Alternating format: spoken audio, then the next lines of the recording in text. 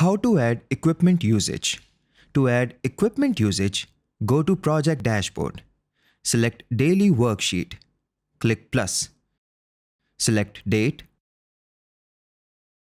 Select Equipment Usage. Click Plus. To create equipment usage, select equipment type, either company-owned or rented. Equipment. Add operator.